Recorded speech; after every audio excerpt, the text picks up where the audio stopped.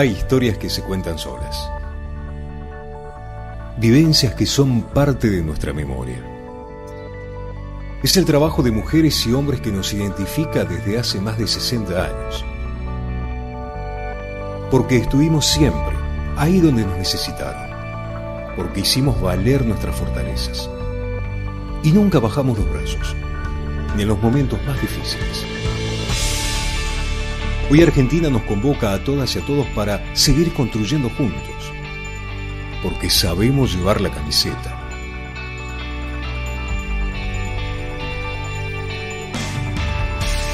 En cada laboratorio, en el territorio que conocemos, en el saber que generamos todos los días.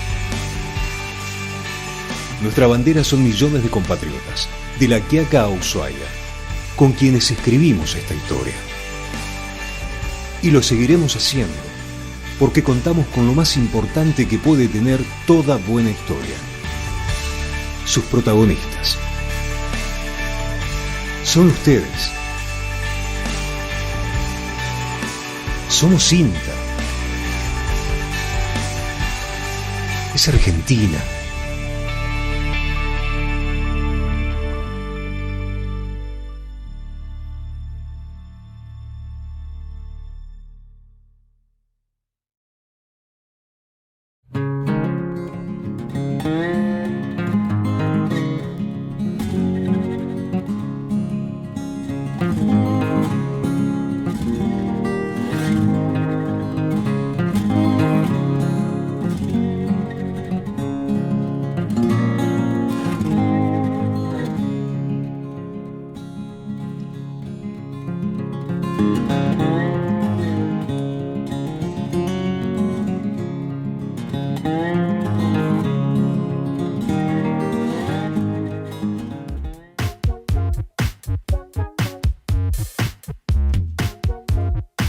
La nuez pecan es un cultivo relativamente joven en nuestro país, pero si bien es joven, tiene una alta potencialidad comercial.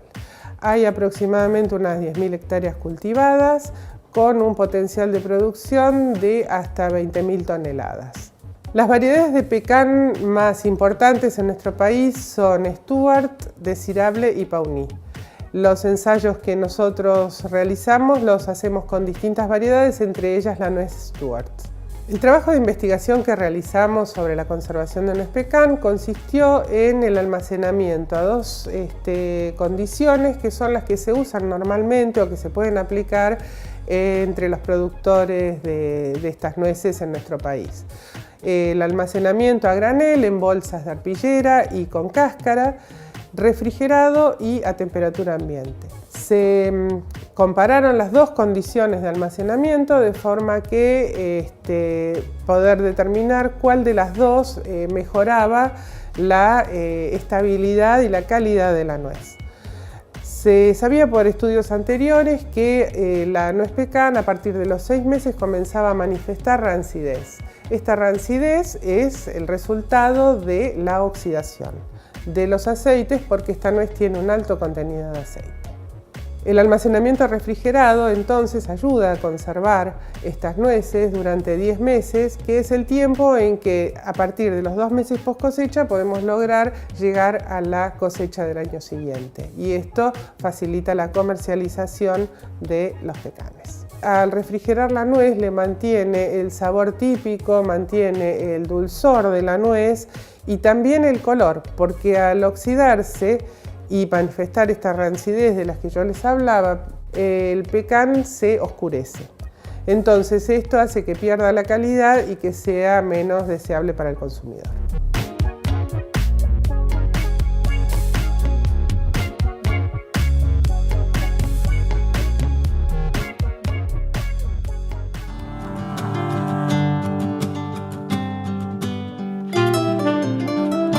Bueno, estamos acá en el campo del productor Carlos, de acá, de un miembro de un grupo de cambio rural, el grupo UNTER en acción.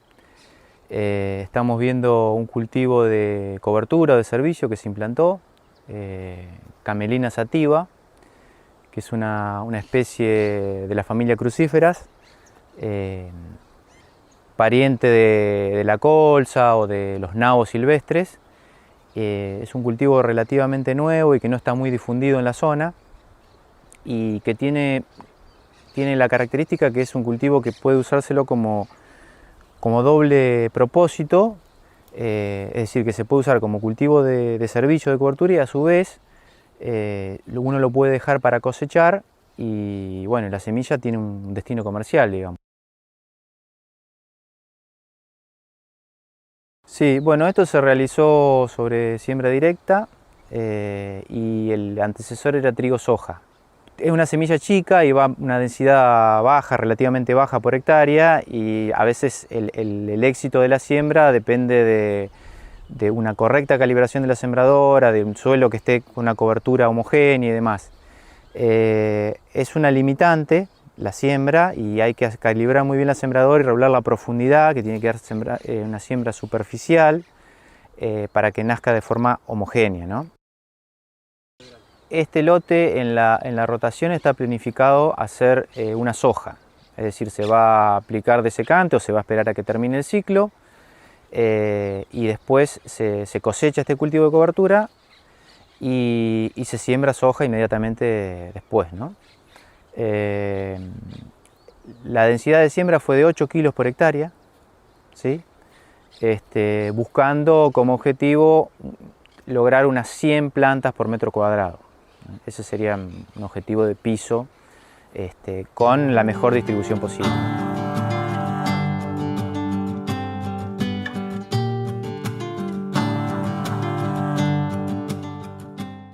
Bueno, vamos a mostrar otro ejemplo, y voy a ir un poquito más hacia el suroeste de la región, que es toda esta línea amarilla, toda esta franja amarilla que vemos acá, que va básicamente en la zona del Coyuncura, en el sur de Neuquén, Corralito, digamos, Comayo, Pilcanilleu, Clemente Onelli, ¿sí?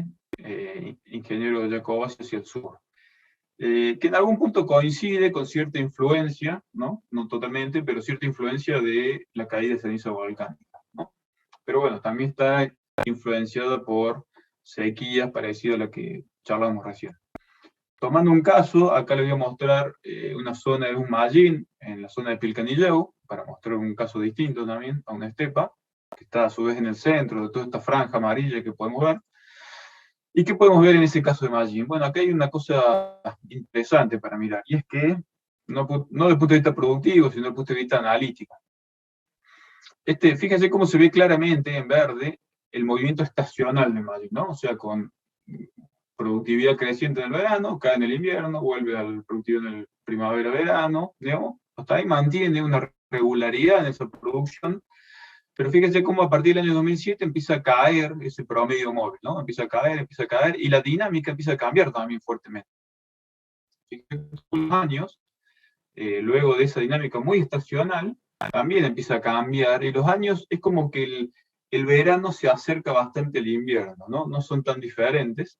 Esto que ven acá es el efecto del volcán del año 2011, ¿no? Y fíjense cómo hay una caída fuerte, si bien recupera inmediatamente, pero lo hace en otro escalón, por decirlo de una manera, ¿no?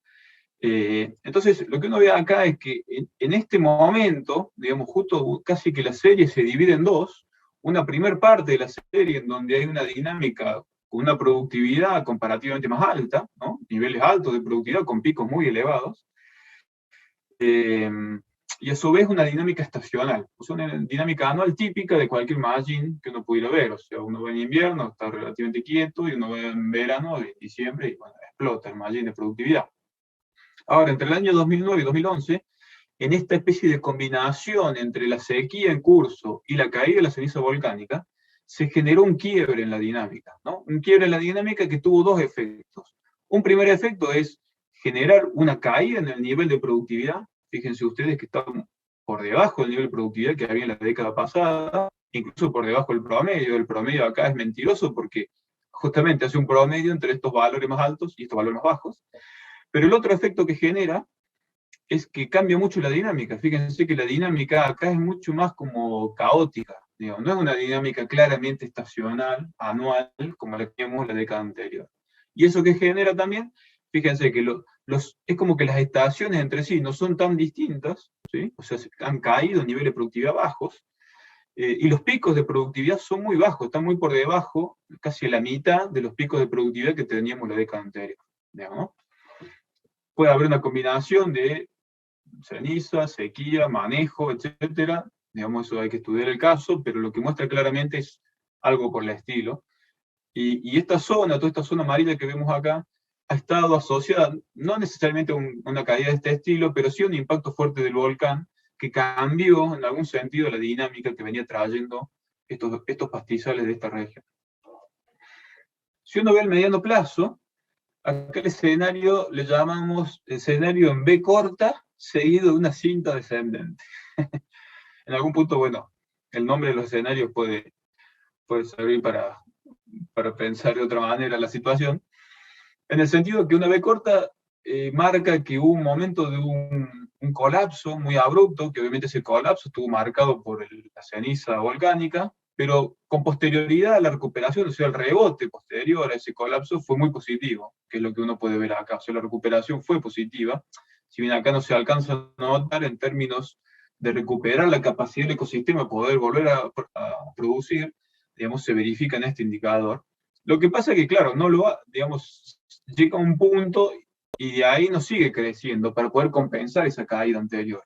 Entonces, fíjense que llega un máximo, y a partir de ese máximo le llamamos cinta descendente porque no es en forma de escalera o en forma de serrucho, digamos que podría tener como subidas y bajadas abruptas, sino que lo hace más paulativamente, con una especie de plataforma descendiente, con una pendiente baja que va cayendo, ¿sí? Bueno, y es donde nos encontramos actualmente. Y si uno lo ve en el largo plazo, ahí se pueden entender otras cosas también. Fíjense, el largo plazo, que compara los últimos 4 años en relación a los últimos 8 años, toda esta caída que hubo entre el año 2007 y 2013, básicamente es toda esta cuenca, digamos, esta bacha que ven acá, grande, que sería la fase negativa de largo plazo, ¿no? Y cómo a partir del año 2017 aproximadamente, se puede, digamos, el sistema sortea el umbral y pasa a una fase positiva, ¿sí? Pero fíjense la diferencia del área que ocupa la fase positiva, bastante chiquita, acotada, respecto de la fase negativa, ¿sí? Anterior. Y actualmente encima nos encontramos una transición negativa nuevamente cercana al umbral de cambio de fase. Cambio de fase, en este caso, de vuelta a una fase negativa. Entonces, digamos, el escenario es que nos encontramos un cambio de fase, ¿sí? La fase positiva existió, pero fue muy chiquita, digamos, en términos comparativos, y no logra compensar todo este espacio caído, perdido, digamos, acumulado en la negativa anterior. Y un poco explica este segundo escalón, este escalón en donde nos encontramos ahora por debajo de la productividad de la década pasada, digamos. Bueno, el escenario en este caso, en esta zona, de vuelta, este es particularmente para el margin de análisis de la zona de Pilcanillero. No digo que sea representativo de toda la zona, hay que estudiar cada lugar. Pero bueno, ¿qué nos marca? Nos marca que venimos de una fase de retracción, entrando en una fase de, ahora sí, retracción forzosa, digamos, o sea, esta pérdida, digamos, forzosa de esa productividad, que nos está manteniendo durante cierto tiempo en esta fase negativa, ¿sí? De mediano plazo, que nos está haciendo cruzar el umbral de largo plazo, que charlamos recién. Esto, digamos, puede hacer, el sistema como que está dando vueltas, digamos, en círculos, sin poder pasar esta otra fase del ciclo, y si eso no ocurre, es lo que se da en llamar la trampa de la pobreza, en el sentido de que el sistema está atrapado en un sistema de pobreza, pobreza en términos de la productividad, en este caso, ¿no?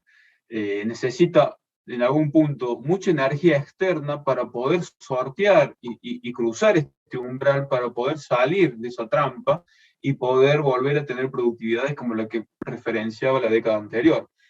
Aquí llamamos energía de ese estilo, y bueno, en este caso seguramente fundamentalmente agua, que está faltando, y por otro lado, cómo poder aprovechar en el caso que haya disponibilidad de agua para mejorar esa productividad, por ejemplo, con la medida de distribuir mejor el agua en el margin, hacer un manejo de todo, digamos, que permita descanso, bueno, etc.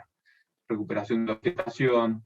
Seguramente es muchas de estas cosas que están pasando en este lugar, pero sin esa energía el sistema no va a poder salir de esta especie de trampa, digamos, ¿no?, de pobreza en la que se encuentra actualmente, ¿no? Y en algún punto fue disparada por ese doble evento entre sequía muy aguda y evento de ceniza volcánica, ¿no? Ese es un punto de quiebre en esa dinámica. Bueno, finalmente, para mostrarle un ejemplo distinto, nos vamos a ir al noreste de Neuquén, en la zona del monte de Neuquén, lo que es la zona que le llamamos Vaca Muerta. Aquí está Añelo, Rincón de los Sauces, Catriel, ¿no? Por acá está la meseta de Chigüidos. Bueno, esta zona es una zona, digamos, de monte, de vuelta, una zona en general tiene mucha menor productividad, una zona árida, y que ha tenido un cambio bastante abrupto en los últimos años. Nosotros estamos actualmente haciendo un seguimiento más cercano de esta zona, por un estudio en particular, y estos son puntos, por ejemplo, de evaluación que tenemos en un convenio con la consultora Halkis. Y bueno, uno puede ver, primero elemento, que toda la zona está dominada por colores entre azules y amarillos, fundamentalmente amarillos. ¿Qué quiere decir eso? Que nos ubicamos actualmente en una fase positiva, o sea, en fase positiva en el sentido que estamos por encima del valor histórico, ¿sí? Si bien puede haber un declive o un crecimiento, depende si es azul o amarillo, pero estamos en una fase, digamos, positiva en general. Le voy a mostrar un ejemplo de este punto, lo tomé solo para mostrar una representación de qué está pasando en ese lugar, y lo que uno puede ver es lo siguiente. Fíjense cómo, bueno, el nivel de productividad es y tiene una especie de oscilación en torno a un promedio. Esa productividad el año de vuelta 2012 también tuvo una afectación en este caso, recuperaciones posteriores más recientes, ¿sí? Y actualmente, en el último año, fíjense cómo hay una recuperación muy fuerte, ¿sí?, de la actividad de la vegetación. Si uno mira el mediano plazo, el escenario es el siguiente. Es un escenario de una M que luego se convierte en una W. Fíjense ustedes. ¿La M dónde está? La M es esta que vemos acá. O sea, luego de, fíjense, acá está el menor valor, digamos, de la sequía que afectó también en la zona en el año 2012. Este es el menor valor último. Luego de eso hubo una recuperación muy fuerte en la zona, con un valle, un rebote, ¿sí?, y un incremento posterior, que fueron los dos pulsos de 2014-2015 que contribuyeron a mejorar la situación de la productividad en esa zona del monte. Ahora, luego de esa M, una M porque sube muy fuerte, mantiene una cierta fase positiva, si bien puede haber un valle, como este caso, y un rebote, luego la M constituye una nueva caída muy abrupta, y es lo que se verifica en este movimiento hacia acá. La duda es hacia dónde se mueve, digamos, ese movimiento, y bueno, lo que ha mostrado es moverse hacia una W. ¿La W qué es? Es que luego de ese pico máximo cae abruptamente, ¿sí?, hasta un mínimo, que en este caso ocurrió en el año 2016, 2017, levanta nuevamente, fíjense, con una tasa muy elevada, casi a valores máximos de vuelta, en el año 2019, vuelve a caer en el año 2020, y vuelve a levantar a valores máximos en el año 2021. O sea, la variabilidad que está teniendo esa zona en términos de la productividad de la vegetación es muy alta, digamos, ¿no? Compárenlo con lo que vimos del Magín, digamos, de otras zonas. Esta zona es una zona de monte, arbustiva, y tiene muchas gemíferas anuales, entonces esas anuales, digamos, cuando hay pulso de humedad, producen mucho, digamos, se llena de bardín, que es lo que la gente le llama, y puede tener que ver también con ese pulso positivo que es aprovechado por especies así, digamos, de captura rápida. Así como está en un momento, cuando ese pulso no se da, también cae, ¿no? Bueno, pero otra característica es que en los últimos años esa variabilidad ha ido acrecentándose, ¿no? Eso por un lado, y si uno ve el movimiento a largo plazo, se puede ver que la sequía del año 2011-2012 aconteció, es esta fase negativa que ven acá, relativamente escueta, luego hay una recuperación muy fuerte, y básicamente se observa esta fase positiva, digamos, en estos años.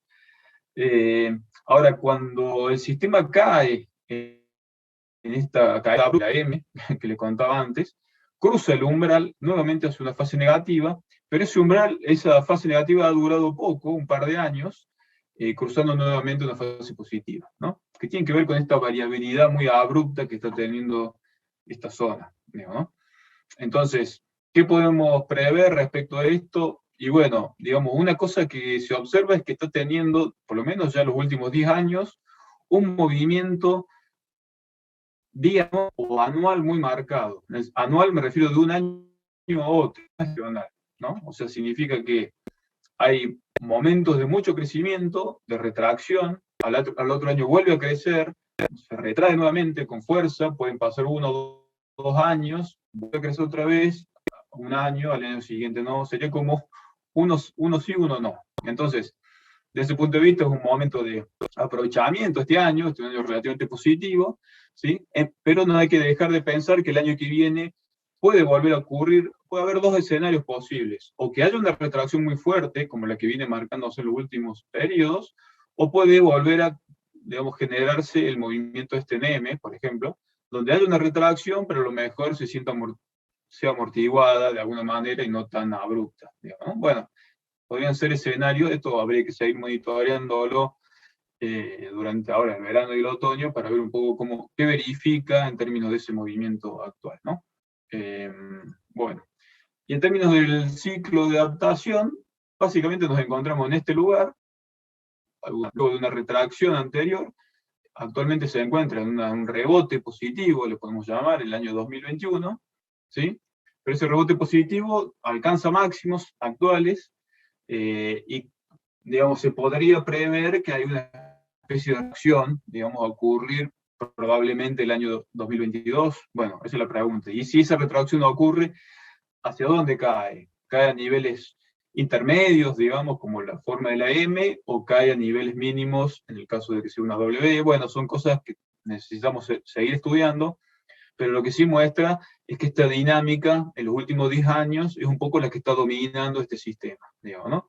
Entonces, digamos, el rebote positivo es aprovecharlo este año, pero estar preparado para que el año que viene haya una retracción fuerte, ¿no? Y en algún punto ir copiando esa dinámica fluctuante, ¿no? Y rápida que está teniendo estos ecosistemas en estas zonas. Bueno, entonces, a modo de síntesis, digamos, yo lo que le quería mostrar era algunos indicadores de alerta temprana, de monitoreo de la dinámica de los pastizales, y cómo los datos satelitales nos pueden proveer de esta información. He desarrollado estos indicadores, hay otros, digamos, pero ¿qué tienen estos indicadores de fortaleza? Que es un poco en lo que nosotros nos basamos, es que integran toda la información en el tiempo que tienen esas dinámicas. Un poco, bueno, los ejemplos que le mostraba, todos los indicadores están integrando qué ha pasado en los últimos 20 años para entender mejor en dónde nos encontramos actualmente, dónde se podría estar moviendo en un mediano o largo plazo cada ecosistema, ¿no?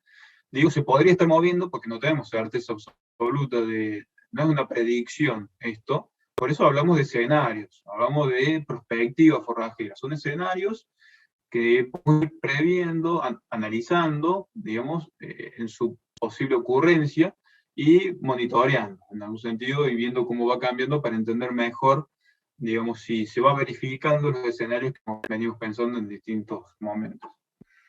Y por último, de vuelta, esta información puede servir para construir escenarios actuales y escenarios futuros, y en esta idea de ese ciclo adaptativo ganadero, tratar de interpretar en dónde nos encontramos en cada lugar, en cada campo, o incluso en un cuadro de manejo, para tratar de, digamos, repensar determinadas decisiones de manejo e incluirlas en una planificación, que si bien es una planificación anual, pueda tener como perspectiva, digamos, adaptaciones de mediano y largo plazo. Es un poco la lógica que estamos trabajando con esto. Bueno, y un poco los que los invito para que sigan, nos ayuden a pensar también el uso de estas herramientas. Bueno, les agradezco por el tiempo y espero no se hayan aburrido. Muchas gracias.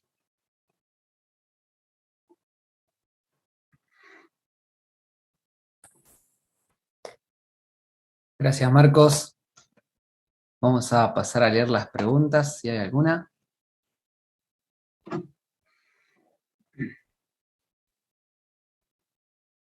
Dice Eugenio Sello, Marcos, dice una pregunta sobre el ejemplo del mallín en zona de Pilcanilleu, con el tema del quiebre en la dinámica. ¿Eso se da porque los mallines se secan? Si eso es así, ¿se podría predecir, según el patrón de quiebre de la dinámica del mallín, una posible disminución en las aguadas? Bueno, para ver el caso de vuelta, este es el margin, hemos charlado.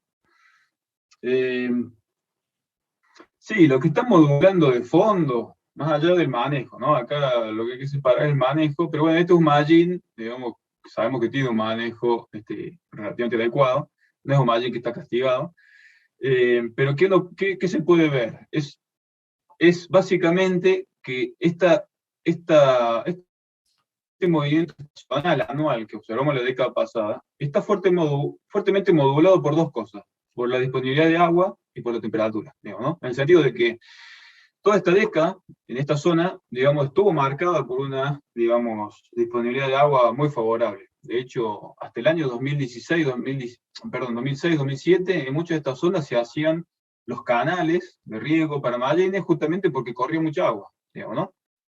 Luego de eso, 2007-2008, empezó a secarse, digamos, la región, y un poco lo que explica esto, fíjense que el pico de productividad se da en el año 2006-2007, y a partir de ese momento empieza a caer. Esa caída está básicamente influenciada por la menor disponibilidad de agua. Lo que pasa es que después, digamos, también empieza a actuar la caída de la ceniza volcánica, en este caso especialmente esta caída fuerte, y bueno, y es probable que haya habido una perturbación, digamos, en esa dinámica que haya mostrado un quiebre, ¿no? Estas cosas hay que estudiarlas más. Yo acá lo que les traigo es un poco tratar de empezar a interpretar qué puede haber pasado en estas zonas, ¿no? Y empezar a seguir más de cerca un poco el movimiento de ecosistemas de este estilo, ¿no? En estas zonas, están en alguna de estas zonas con influencia del volcán, pero de fondo hay una sequía fuerte. Hemos observado, digamos, estos quiebres de dinámica, digamos, ¿no? Y la preocupación acá es, si esto es realmente así, evidentemente lo está mostrando, bueno, ¿cómo hacemos para recuperar este mallín? Y bueno, es una pregunta, ¿es solo manejo? Bueno, me parece que no alcanza de modulación climática o ambiental fuerte, pero bueno, por el momento es empezar a entender, digamos, que estos son ejemplos, digamos, que estamos teniendo en la región, digamos. Modulado fundamentalmente por el agua, eso sí, podemos tener una aproximación a que la vegetación en esta reducción está muy fuertemente condicionada por esa falta de humedad, ¿no? En general. Bueno, gracias Marcos. Juan Gasotti dice, gracias Marcos, muy claro con los ejemplos. José Armando Portillo, Marcos, muy bueno, gracias. Dariana Perry, muy bueno, gracias. Esteban Joker acá hace una pregunta, dice, gracias Marcos, muy interesante. ¿Ves posible con esta herramienta potenciar los sistemas de alerta temprana para la toma de decisiones a nivel predial y regional? Sí, a mí me parece que ahí hay un salto, digamos, ¿no? O sea, yo creo que, bueno, justo estamos viendo esta imagen, esto es un mallín, esto puede ser un campo, ¿no? Y esto puede ser un punto de un campo, ¿no? Un mallín de un campo, por decirlo de una manera, ¿no?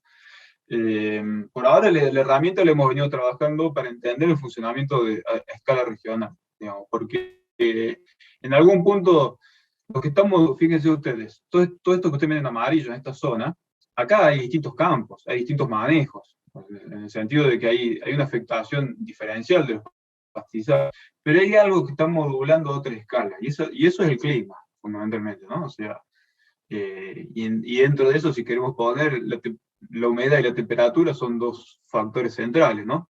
Entonces, por eso el primer nivel de estudio ha sido el regional, porque hay una modulación regional que es la que nos permite entender cómo se está moviendo toda una zona, ¿no? Lo que charlamos antes también de la zona del este de Río Negro. Se ve claramente cómo toda la región está, si quieren podemos ir a ese ejemplo, y ahí se ven incluso los, fíjense ahí, toda la región está afectada por la misma, no digo afectada, pero está transitando la misma circunstancia. Y fíjense, si uno ve la imagen satelital, fíjense cómo hay distintos, todo esto son campos que han sido, bueno, en este caso, digamos, con un cambio de cobertura. Esta es una zona que todavía mantiene pastizal y bosque. Pero bueno, acá tenemos una multiplicidad de distintos tipos de campos, y sin embargo la imagen que domina, fíjese que hay un patrón más general. Entonces, hay una primera escala que es la regional, que tiene que ver con entender este movimiento en las regiones. Sí creo, dado que cada punto son 6 hectáreas, y podemos aproximarnos, digamos, más cerca a ecosistemas dentro de un mismo campo, esta herramienta creo que tiene muchísimo potencial para ser usada a escala predial. Actualmente nos encontramos, solo breve, un comentario, nos encontramos en esa etapa, nos encontramos en la etapa de poder hacer un cambio de escala, una escala predial. Tenemos otro tipo de análisis que nos permiten entender mejor por ahí cuáles son los puntos claves para ir a buscar o entender la dinámica del pastizal. Nos falta el paso de que esta información poder volcársela al productor o al asesor de un campo de una manera también fácil de comprender, ¿no? O sea, que pueda ser sencillamente interpretada, y bueno, y que también sirva como un elemento de contribución para la toma de decisiones. Creo que tiene potencial, es probablemente el próximo paso que hay que trabajar. Gracias. Bueno, gracias. Eugenio Sello dice, buenísimo, muchas gracias. Hace una pregunta más. En relación a los patrones en MW, escaleras, serrucho, etc., ¿se pueden estimar posibles patrones futuros antes que se manifiesten por completo? ¿Hay asociación entre dos patrones consecutivos? Por ejemplo, primero un patrón en M y en los siguientes años un patrón en W. Digamos, la primera respuesta a esto, voy a ir a mostrar el ejemplo, así lo vemos claro. Por el momento no estamos usando los patrones para predecir el comportamiento futuro, digamos. O sea, con esto quiero decir que por más que acá observemos un patrón en M, seguido de una escalera descendente, luego eso va a derivar en un patrón en M nuevamente, no lo sabemos, digamos. Entonces, ¿por qué? Porque tampoco sabemos si el comportamiento futuro va a responder a los factores que modularon el comportamiento en el pasado. ¿Se entiende? O sea, entonces, lo que haya ocurrido en las circunstancias como ocurrieron en este lugar en particular, esta recuperación en M y luego esta caída, no necesariamente pueden ser las mismas circunstancias que vayan a ocurrir en los próximos años. Entonces, es algo que está en estudio actualmente. Lo que sí, estos indicadores no son para predecir, en este caso, estos indicadores que estamos viendo en este momento acá, no son para predecir, pero son para ver cómo es el movimiento en curso, que se llama, ¿no? O sea, a medida que está ocurriendo. Y estos patrones, en el caso de la M, nos podrían dar elementos para poder, digamos, jugar con la idea de un posible escenario. Si quieren podemos, me parece que soy más claro en el ejemplo, perdón, no voy más rápido. En este ejemplo, en el caso del monte, digamos, no podemos predecir que el comportamiento vuelva a ser en M lo que sigue acá, ¿no? Pero sí nos está mostrando de que hay un comportamiento, una variabilidad, que es a escala anual o bianual, que se viene corroborando en los últimos 10 años, digamos, ¿no? Entonces, ese incremento en esa variabilidad, con picos muy elevados y valles muy bajos, seguidos de picos muy elevados, ¿no? Y a continuación otro valle muy bajo, y bueno, es algo que está modulando el comportamiento de esa zona. Esto podría continuar de esta manera, con una especie de W, ya transformándose en una especie de serrucho, y bueno, no lo sabemos, es algo que vamos a seguir viendo, pero al menos sirve como una forma de interpretar el patrón reciente. Y ese patrón reciente, bueno, nos da alguna, no digo ni siquiera estimación, alguna idea de cómo se está comportando ese escenario. Necesita más estudio esto, eso es lo que quiero decir. Y esta variable necesita ser complementada también con variables meteorológicas. Básicamente temperatura y lluvia, es un modelo que estamos trabajando actualmente, pero bueno, por el momento esta es la información que me parece que de todas maneras es interesante para verla como diagnóstico. Bueno. Juan Palazuelos dice, Pepe, no entiendo bien lo que quiso poner, pero si querés, Juan, abrir el micrófono y hacer la pregunta, no hay problema. Pido palabras del Pepe. Sí, pido palabra. Bueno, buenas tardes, Marco, Daniel, gracias. Hola. A ver si puedo explicarme. Creo que vos presentaste 4 escenarios y los 3 fueron tendencia negativa, salvo el último positiva. si no recuerdo mal en toda la información que recibí. ¿A qué atribuís por qué justo en una zona de monte y bosque la tendencia va muy para arriba y hay este tema de la MW, y las otras son todas tendencias negativas o retracción forzosa? Y si algo tiene que ver el tema o sea, si es solamente por lluvia o hay otra incidencia más que ustedes vieron al momento de hacer este análisis. Después me quedaría una pregunta más. Bueno, lo que te puedo decir es que, digamos, la Patagonia Norte está influenciada en términos de la humedad, digamos, que aporta para los pastizales, para el ecosistema, por dos grandes anticiclones, ¿no? El Pacífico y el Atlántico. Entonces, por ejemplo, una de las gracias que estamos sufriendo actualmente en toda la zona centro-oeste tiene que ver con una merma del Pacífico, digamos, ¿no? Que ya lleva 10 años, incrementada este último año, dependiendo de la zona, ¿no? Y el Atlántico, digamos, se comporta de una manera distinta, digamos, en principio, ¿no? Porque el Atlántico son las lluvias que empiezan a ocurrir, obviamente, en verano, en la lluvia de verano, que abastece de humedad a toda la zona de Buenos Aires, Córdoba, y entra a toda la zona del monte. Son lluvias más irregulares espacialmente, digamos, ¿no? Entonces, lo que ha ocurrido en esta zona del monte, yo diría toda la zona del monte de Neuquén, todo lo que es Añelo, Pehuenche, Zapala, Picunleufú, digamos, incluso aparte de Confluencia, ha tenido durante el verano un aporte de humedad en el verano, que bueno, que le termina redundando en humedad, que hace que esos ecosistemas en esas zonas estén distintos. Incluso hemos visto que también en la zona de, por ejemplo, en el Río Negro, la zona central, los Menucos, Valcheta, digamos, toda esa franja, sería el norte de la meseta Sumuncura, también han tenido un aporte de humedad diferencial, muy distinta a la que tuvieron más al este, en la zona de el monte de Río Negrino, o hacia el oeste, lo que es, bueno, Jacobasi, yendo a Bariloche.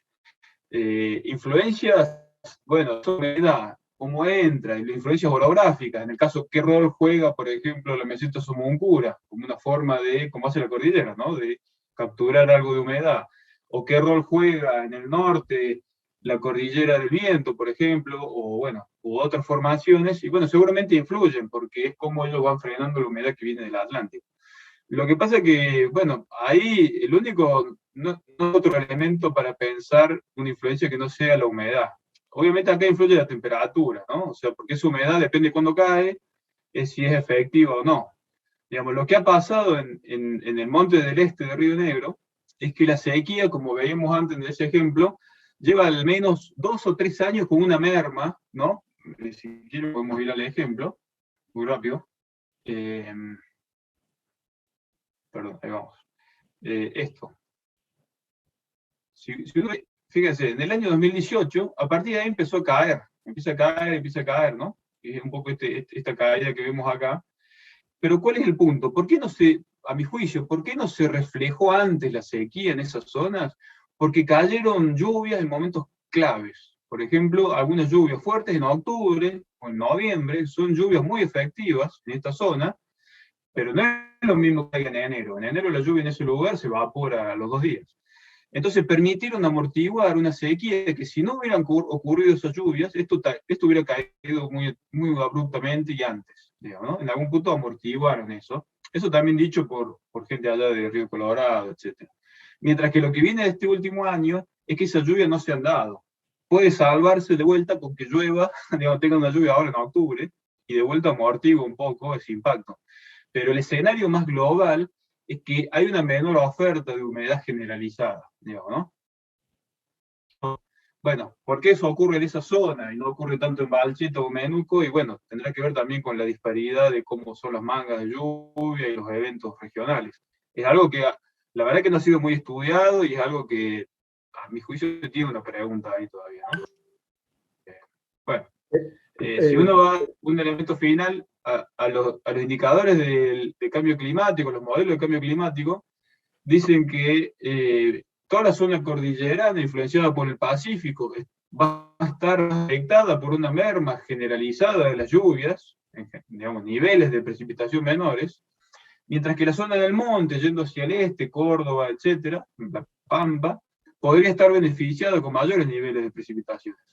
Que en el caso de la Pampa es un problema porque puede generar inundaciones, pero en el caso del monte nuestro, a lo mejor genera estos pulsos positivos que, bueno, podrían aprovechar. Pero bueno, no sé si te respondí la pregunta, sí. Son más dudas que certeza. Más dudas que certeza. Sí, está claro. Entiendo que la tendencia entonces, para hacer la prospectiva, tiene que ver también con un pronóstico meteorológico, digamos, por lo que estás explicando, por las incidencias estas de las lluvias que vienen del Atlántico o del Pacífico. Bueno, entonces entiendo que eso tiene que ver con la tendencia que marcás. Viendo que, por supuesto, los 3 casos primeros es una tendencia negativa y los pronósticos a largo plazo no son favorables en cuanto a lluvia, distinto por ahí en cuanto a la zona de la estepa. Y ahora la última, y espero no aburrir a los demás participantes, pero digo, si la tendencia es retracción forzosa, vamos al tema del manejo. Si vos haces un manejo en el cual vas a tratar de utilizar toda la materia seca disponible a los fines de tratar de buscar un mejoramiento del recurso, pero después no viene una inyección de energía como la que vos dijiste, que siempre es necesaria una inyección de energía como es de lluvia. ¿No iremos también más para atrás en ese sentido? Esta es una duda, sobre todo por el manejo que particularmente trato de hacer, pero bueno, me surgen estas dudas en estas sequías tan extensas y sin ninguna lluvia que afloje un poco. Sí, lo que te podría decir que para mí hay 2 niveles. Justo en tu caso, el manejo que vos haces de tu campo es un campo que, digamos, vos has trabajado hace muchos años tratando de mejorar, digamos, la reserva de las plantas, ¿no? O sea, que las plantas puedan encarar un momento deficitario mejor, digamos, ¿no? Y eso se nota cuando uno va a recorrer el campo Don José, y se nota en la diversidad de la vegetación, digamos, en el vigor que tienen las plantas, digamos, ¿no? El manejo que hace con los mallines. Entonces yo creo que hay un escenario más general, digamos, en términos del pastizal, que un manejo así, digamos, le favorece a la planta para que enfrente el escenario negativo de una mejor manera. Distinto es si la planta llega en donde vos la venís comiendo, quitándole reservas, ¿no? Y bueno, la planta va a entrar al mismo escenario negativo, pero con mucho menos reservas, con mucho menos capacidad para, digamos, como más frágil para poder enfrentar la enfermedad. En este caso sería el déficit hídrico. Entonces, 2 campos pegados, digamos, el tuyo con un manejo que hace descansos importantes, digamos, para recuperar la vegetación, y otro con pastoreo continuo, pongamos extremo, y van a enfrentar el escenario totalmente distinto, digamos, ¿no? El que enfrenta sí, para cerrar la idea, el que enfrenta con pastoreo continuo es probable que sea más parecido al ejemplo del mallín que le mostraba antes, donde hay un quiebre en la vegetación, ¿no? Un quiebre en la dinámica, y después cae un escalón distinto. Con el modelo de estado de transición sería una transición negativa a un estado que no se puede recuperar después, ¿no? Ahora, después, una vez planteado ese ejemplo, hay otra cosa que modula que tu campo pueda o no aprovechar, digamos, o recuperarse a futuro, y tiene que ver con, bueno, las variables climáticas. Por más que vos mejores, le des reserva a las plantas, etcétera, de todas maneras hay un escenario de déficit que, bueno, que lo va a estar afectando, digamos, ¿no? Entonces ahí, bueno, entran a jugar otras variables. La primera es cuánto va a durar ese escenario, de qué manera, digamos, qué zonas impactan más, por la característica del suelo, vegetación, y bueno, después qué otras medidas uno puede tomar en términos de carga, por ejemplo, en términos de, qué sé yo, bueno, liberar carga me refiero no solamente a la cantidad de animales, hacer destete precoz, eliminar, ¿no? Reducir un poco la cantidad de biomasa herbívora, bueno, cosas que ya sabes, pero no asegura que ese escenario no se vaya a plantear. Ese es un punto. Esto lo que marca es dónde estamos parados. Después cada campo es un mundo. Hay que verlo en particular en cada caso, ¿no?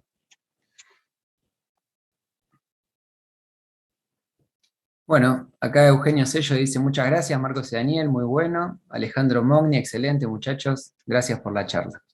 No hay más comentarios en el chat, no sé si alguien quiere abrir micrófono y hacer alguna pregunta más.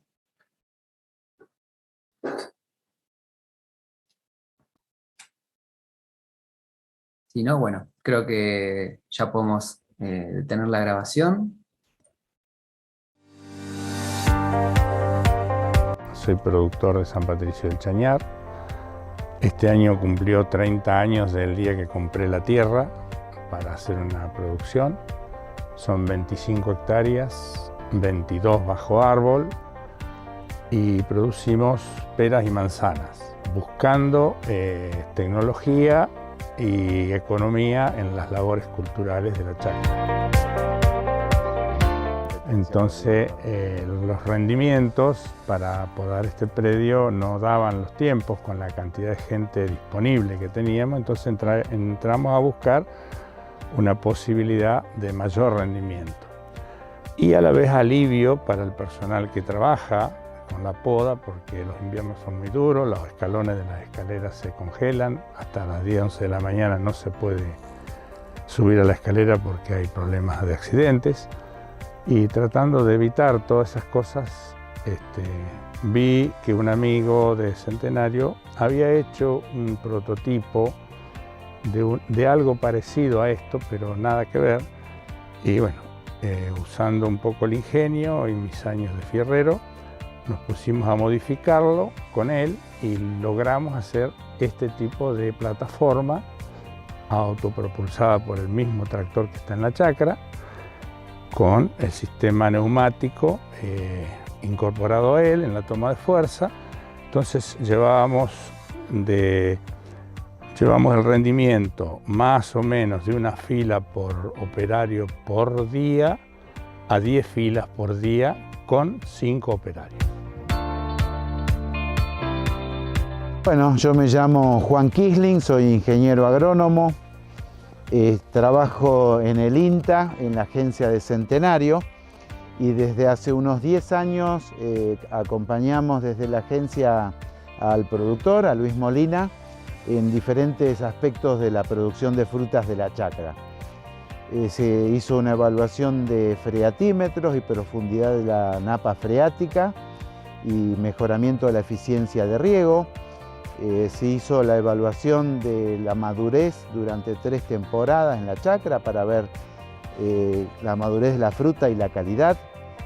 También se trabajó en un plan de fertilización con diagnósticos foliares y en los últimos años la incidencia de la falta de mano de obra complicó a toda la colonia de San Patricio de Chañar, justamente por la competencia de personal con la industria hidrocarburífera o petrolera y gasífera. Así que ante la escasez de mano de obra, el productor incorporó esta espectacular máquina de plataforma de poda para, con el personal existente, mejorar la capacidad operativa y poder realizar la poda de la chacra todos los años. Y con un trabajo mucho más descansado del personal, porque no sube y baja de la escalera, está a una misma altura durante todo el tiempo de trabajo, no sube y baja. Hay que acostumbrarse, la gente al principio no lo quería mucho porque era una cosa nueva, pero rápidamente mi personal que tengo en la chacra, se adaptaron y hoy si le da una escalera dicen no voy a podar, voy a la plataforma. Entonces es una cosa que nos ha llenado de satisfacción porque vemos que las cosas se hacen con mucho más rapidez y mucho más económico. Se baja, te diría, un 40% el costo de la poda. Aún con el gasto del tractor, el tractorista, se baja mucho el costo de la poda.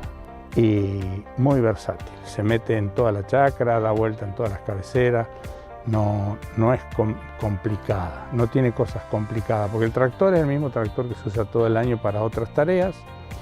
Lo único que sí hay que tener un tractor que tenga marcha ultra lenta para no tener que estar parando, embragando, que eso lleva a un desgaste de la máquina del tractor mucho más rápido.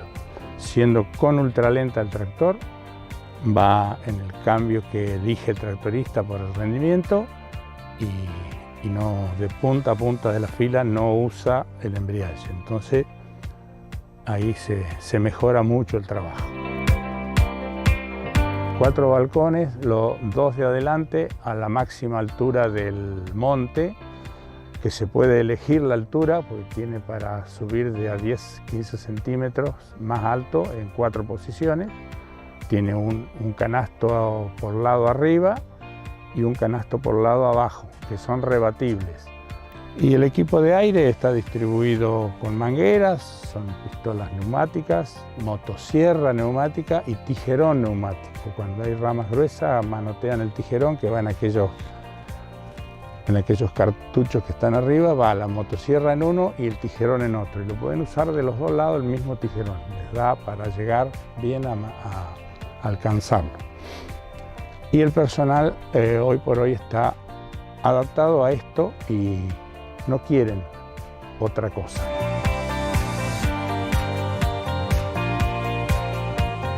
Esta máquina viene justamente a incorporarse en la chacra en un momento que el productor decide mejorar la producción y la calidad de fruta, cambiando el sistema de conducción de las plantas.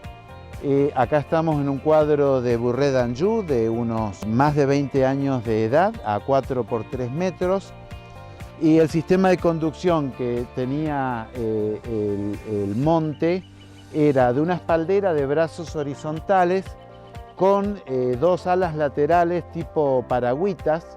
Acá se ven los cortes. Estas estructuras se eliminaron usando una motosierra de altura con cardan operada desde el suelo. Ese trabajo se hizo en el año 2018 y con 1 a 2 jornales por hectárea se voltearon esas ramas. Luego se continuó con el trabajo tradicional de poda con escalera y serrucho, que es un trabajo vertical, donde el podador ubica la escalera y asciende podando, a veces también desciende podando, y va corriendo y desplazando la escalera. Esas mismas personas empezaron a podar con la plataforma, que es un trabajo de poda horizontal. Se va podando por estratos de altura.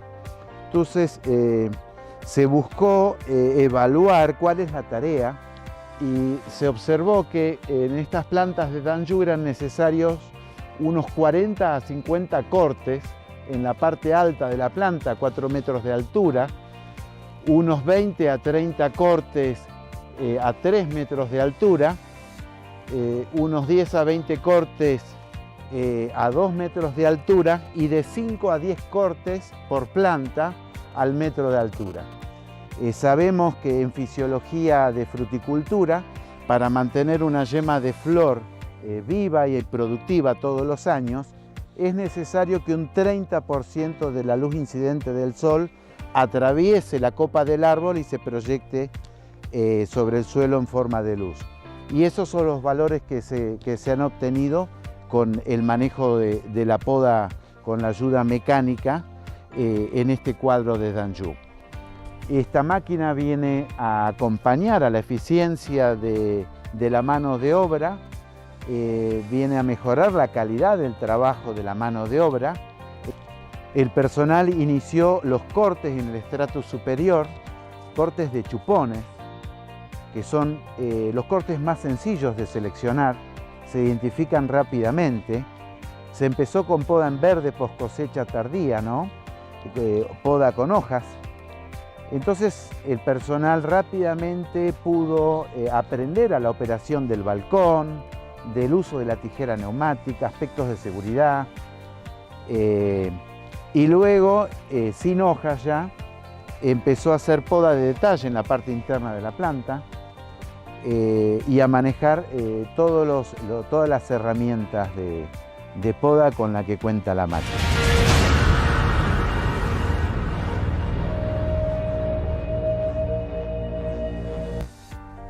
Todos sabemos, y ustedes se dan cuenta por la presencia del barbijo, que hemos estado en tiempos de confinamiento y de restricciones.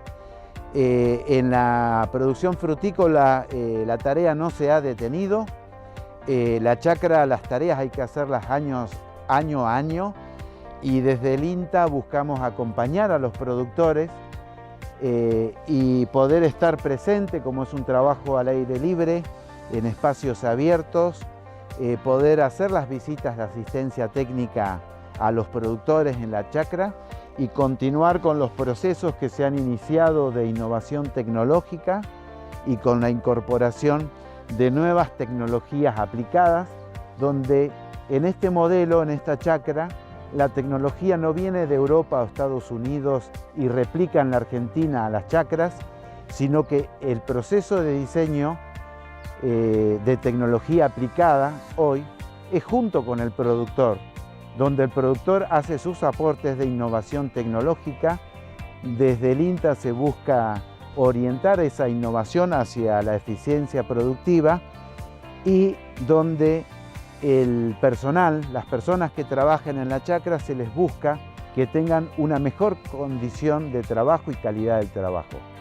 Entonces, buscamos una fruticultura moderna, adecuada a nuestro clima, a nuestros suelos y a nuestros sistemas de producción, donde el eje pasa por la calidad del trabajo y la mejora de las condiciones de trabajo del personal.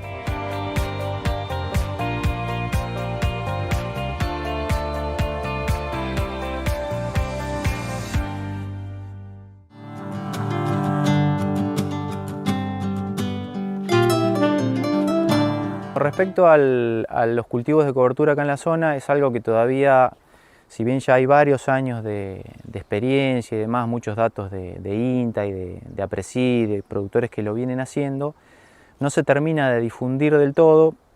Quizá una de las cuestiones puede ser el costo extra que genera al productor implantar un cultivo de cobertura.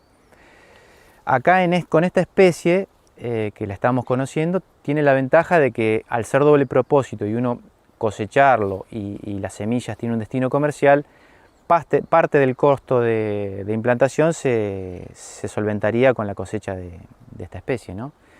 Ese es uno de los motivos, pero de a poco yo creo que se va a ir difundiendo la incorporación de cultivos de cobertura, sobre todo cuando ya se están viendo grandes ventajas en el control de malezas y todo lo que genera a largo plazo en la rotación, la incorporación de cultivos de cobertura, ¿no? Bueno, Carlos es un productor que realmente es joven y innovador. Ya hace varios años que viene trabajando con cultivos de cobertura, ha hecho vicia en este lote y en otros ha hecho vicia como antecesor de maíz tardío, de soja. Y en este caso se dio la posibilidad de sembrar esta especie. Así que bueno, es la primera vez que se está haciendo acá en la zona. Y bueno, lo estamos probando a ver qué resultados da. La decisión de usar especies como cultivos de cobertura de servicio, pienso que hay que evaluarlas a largo plazo en el ciclo de rotación propuesto, ¿no? Porque, por ejemplo, en el caso de algunos cultivos de cobertura que tienen un costo relativamente importante, también hay que analizar el ahorro que uno puede tener de agroquímicos, el impacto ambiental que puede tener al usar menos agroquímicos y sobre todo agroquímicos residuales, y también en este caso, en esta especie puntualmente, que tiene un destino, la cosecha tiene un destino comercial de la producción, se está hablando de que el valor de estas semillas de Camelina sativa ronda el valor de la soja de Chicago, o sea, libre de retenciones, con un flete corto acá Pergamino, o sea, que unos $500 por tonelada. y según algunos datos de la zona, esta especie puede rendir entre 1000 a 1500 kilos, es decir que con lo que uno estaría obteniendo por la comercialización de la cosecha de esta especie, tranquilamente se cubren los costos de implantación, digamos, y alguna penalidad que pueda haber en el menor rendimiento de la soja que se siembra arriba, ¿no es cierto? Bueno, una de las cuestiones que hay que tener en cuenta con los cultivos de servicio de cobertura es cómo uno los coloca dentro de la rotación, porque por ejemplo, en este caso, en este lote que está destinado a sembrar soja, a veces cuando uno cosecha este cultivo de cobertura, que va a ser a mediados de noviembre, ya la siembra del cultivo de soja se va a retrasar un poco, y eso a veces puede impactar negativamente en el rendimiento de esa soja, ¿no? Y también este cultivo va a consumir agua del suelo, ¿sí? Entonces, en un año potencialmente niña o niña débil, como se está pronosticando, ese consumo de agua del cultivo de cobertura y el retraso de la fecha de siembra a veces puede ser cuestiones, si se quiere, negativas de los cultivos de cobertura, que hay que tenerla muy presente a la hora de analizarlas bien, a la hora de decidir su implantación, ¿no? Sobre todo en años tendientes a lluvias menor a lo normal.